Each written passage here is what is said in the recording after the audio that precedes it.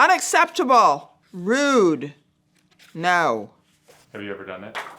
Maybe in a taxi. Hi, I'm Sandra Bernhard, and this is Common Courtesy with Town and Country. Do I think I have good manners? I've learned them over the years. Do I like confrontation? Only when I know I'm gonna win. Chronic name droppers.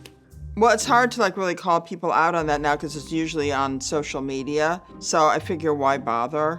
You know, everybody knows everybody these days. Do you like to name drop? No, I do not like to name drop. Me? Unsolicited fashion advice.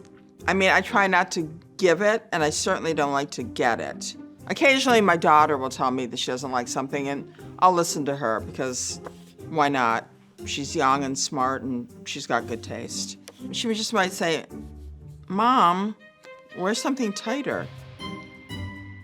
Being called the wrong name by an A-lister. No, I don't bother to correct people. I don't care.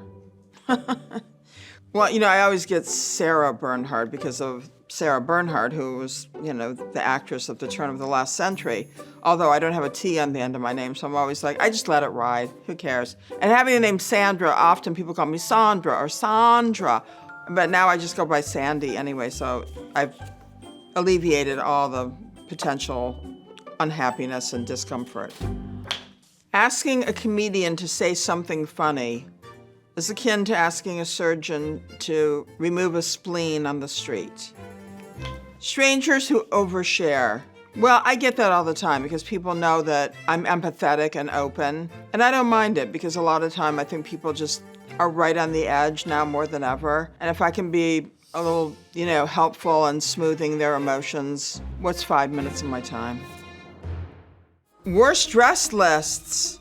I've never been on a worst dress list, and I'm really proud of that. Of course you talk about what people are wearing to award shows, but I do it in the comfort of my own home, and I'm certainly not gonna be somebody to weigh in, on social media. No.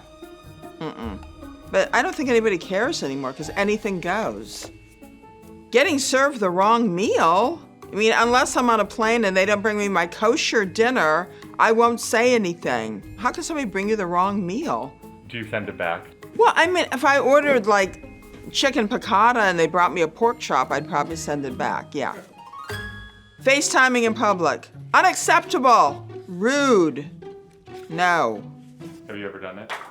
Maybe in a taxi, but not on the street as I'm walking. I try not to do that. 99% of the time I'm not on my phone when I'm on the street because you really got to be on your game, especially in New York City.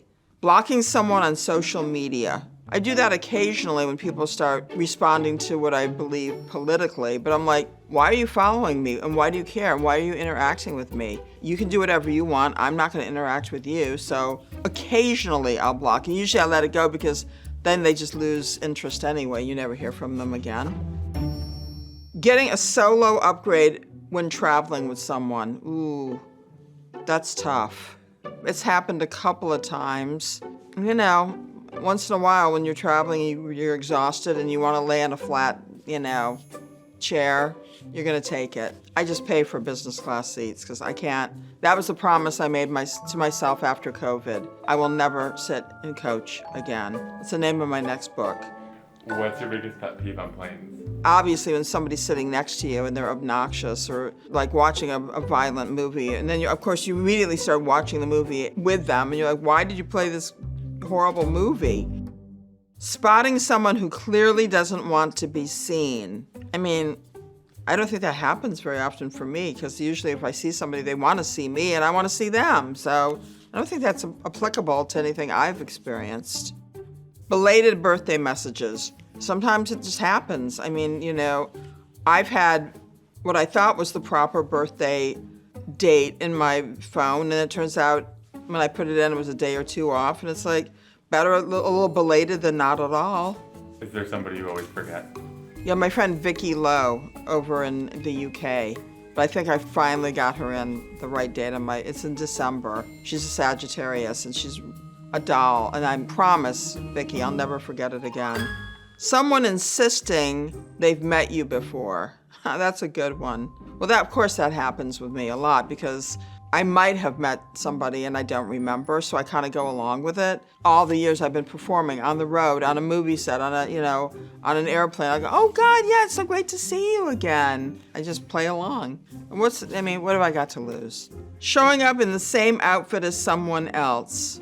Well, that usually doesn't happen to me, but I've seen it for sure, like at a party or an award show, and you're like, oh my God, that's so uncomfortable. But again, who cares? If you went to a store and you bought an outfit or somebody loaned it to you and then somebody else, that probably wouldn't happen at an award show because nobody would loan out the same thing. So it really hasn't happened to me. Although I think when you're wearing jeans and, a t-shirt, isn't that sort of a universal outfit that everybody wears? I mean, I guess we've all been in that situation at some point, but who really cares?